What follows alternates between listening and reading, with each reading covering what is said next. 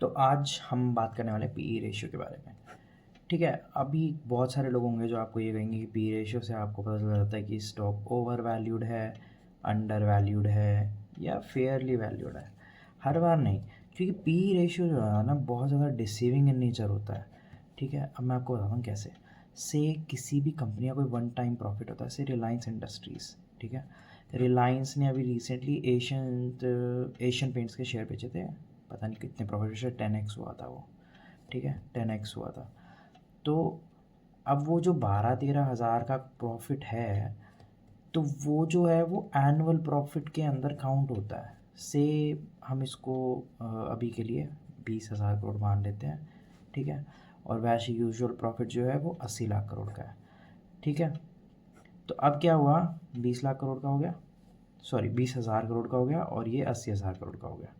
तो usual profit ये होता है, और इस बार ये भी हो गया, तो ये 1 लाख करोड़ हो गया। ठीक है, अब मानो जो शेयर है वो 18 लाख करोड़ की मार्केट कैप पे के ऊपर ट्रेड कर रहा है, तो ये जो है 18 पी आ गई।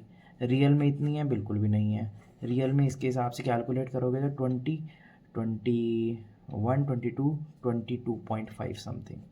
ठीक है, और आपको ये वाली दिख रही है, तो ये डिसीविंग हो जाता है, और ये बहुत सारे में होता है। अदर इनकम जो होती है, अदर इनकम की वजह से हो सकता है, वन टाइम गेन की वजह से हो सकता है। रिसेंटली आईटीसी की बहुत सारे लोग पी रेशियो बहुत ज़्यादा कम बता रहे थे।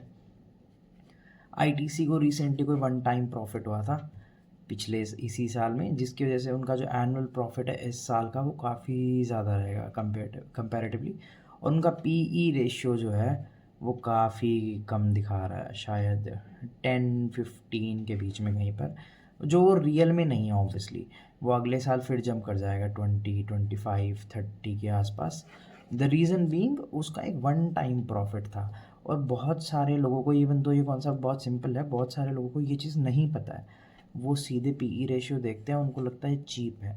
वो अकाउंट नहीं करते हैं कि किसी कंपनी का एक वन टाइम गेन उनका प्रॉफिट कितना पंप कर सकता है। तो ये जानना बहुत इंपॉर्टेंट है। PE ratio is highly deceiving, और मतलब हर कंपनी में नहीं, सिर्फ जोमाटो का एग्जांपल लेते हैं। जोमाटो में अभी मतलब उसका 1000 का पी है, ठीक है, वहाँ पी रेशियो देख सकते हो और बोल सकते हो ओवर वैल्यूड है, क्योंकि ये पैसे कहाँ से कमाएंगे भाई इतने इतने, अनलेस उसमें 100% क्या करके एनुअल ग्रोथ आ रही हो प्रॉफिट में, और वो भी रेगुलरली हो, क्वार्टर रिजल्ट्स में हो। ठीक है, अभी और कौन सा शेयर था, जैसे वोडाफोन आइडिया का भी 50,000 करोड़ का प्रॉफिट हुआ है। मतलब ARP, वो जो भी इनके AGR ड्यूज़ वगैरह थे उसके अंदर कोई रिलीफ मिला है, तो उसका 50,000 करोड़ का वो मिला है।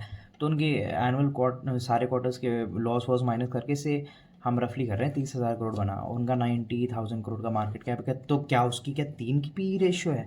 नहीं है। क्या वो इतना प्रॉफिट कमा रहे हैं? क्या वो स्टॉक सस्ता है? नहीं है, क्योंकि इवेंचुअली तो वो इन रियलिटी वो नेगेटिव ही जा रहे हैं। अभी भी वो लॉस मेकिंग कंपनी है, वो एक वन टाइम गेन है जो पी रेशियो का अफेक्ट कर देता है, और ये बहुत सारी चीज़ों में होता है। पर कई बार ये आपके फ़ायदे के लिए भी हो सकता है। ऐसे किसी कंपनी का कोई बड़ा लॉस हो गया है, इस साल हुआ है, और उसका पीई रे, मानो उनका यूजुअल प्रॉफिट जो होता है वो 1000 करोड़ होता है।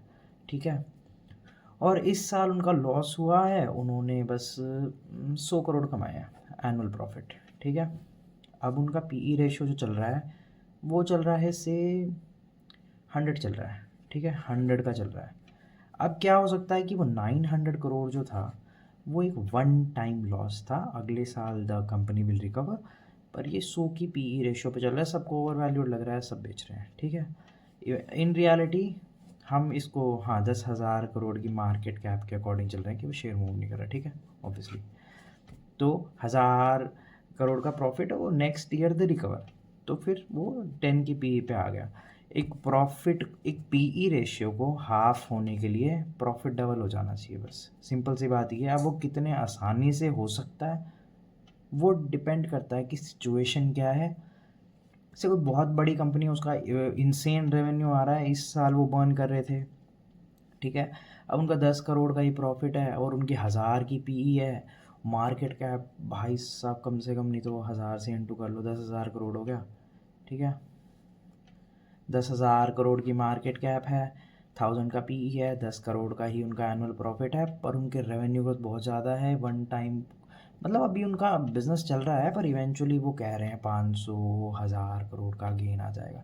तो ये 1000 की पी को हाफ करने के लिए इसको सिर्फ 20 करोड़ करना पड़ेगा। ठीक है, ये सीधा 500 पे आ जाएगा। पी फॉल भी बहुत जल्दी होता है। ठीक है, तो पी काफ़ी डिसीविंग होता है अगर आपको सिर्फ वैल्यूएशन मैट्रिक्स से देखना है, क्योंकि आपको आगे पीछे बहुत सारी चीज़ें देखनी पड़ेगी। बस that's all. Thank you for watching.